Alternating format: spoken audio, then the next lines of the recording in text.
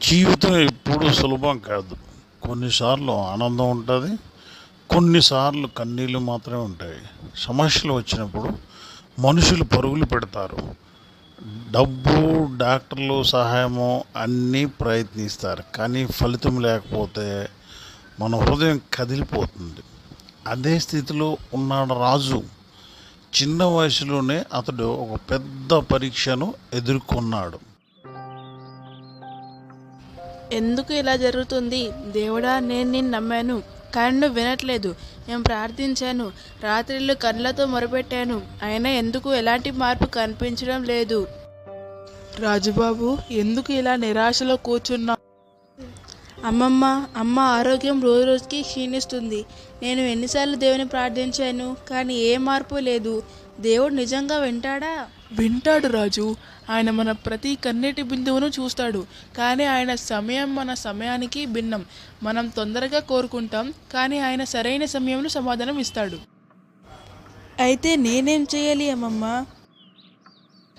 నీ విశ్వాసాన్ని వదలకూడదు, ప్రార్థనలో నిలకడగా ఉండాలి. ఇంకా ఒకటి, మన మనస్సులో చేసిన తప్పులను అంగీకరించి పశ్చాత్తాపంతో దేవుని ఆశ్రయించాలి. అప్పుడు ఆయన సమాధానం తప్పకుండా వస్తుంది.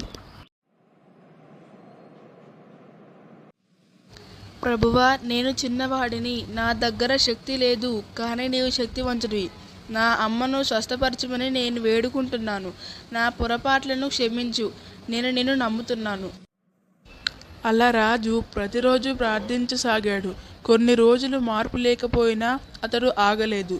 కన్నీళ్లతో, విశ్వాసంతో దేవుని ముందుకు సాగాడు. రాజు, డాక్టర్ గారు ఎందుకో మనల్ని అర్జెంటుగా రమ్మన్నాడు. తొందరగా వెళ్దాం పద. సరే అమ్మమ్మ, పద. అమ్మమ్మ, అమ్మ ఆరోగ్యం బాగుపడుతుందంటావా? బాధపడకు నాన్న. ఏమో, అల్ప విశ్వాసంతో జరిగిన కార్యాలు కూడా జరగపోవచ్చేమో. విశ్వాసం కలిగి ఉండు. సరే అమ్మమ్మ.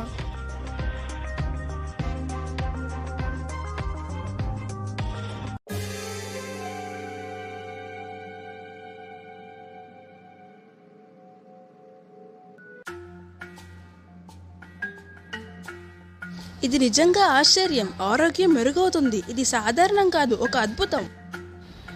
ఏమైంది డాక్టర్ గారు, ఏమైంది? మీ కూతురు జూలియా, తన ఆరోగ్యం మెరుగవుతుంది. దేవుడా, థ్యాంక్ యూ సో మచ్, నా మొరని ఆలకించినందుకు.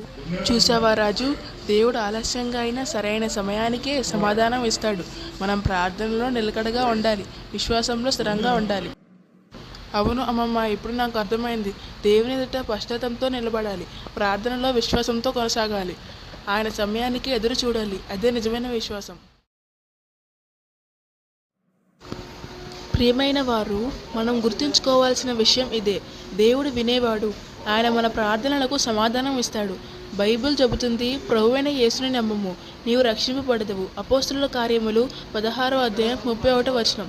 దేవుడు ఆలస్యం చేసినట్లు అనిపించినా ఆయన సమాధానం ఎప్పుడూ సరైన సమయానికే వస్తుంది. కాబట్టి ప్రార్థనలో నిలకడగా ఉండండి, విశ్వాసంలో స్థిరంగా ఉండండి.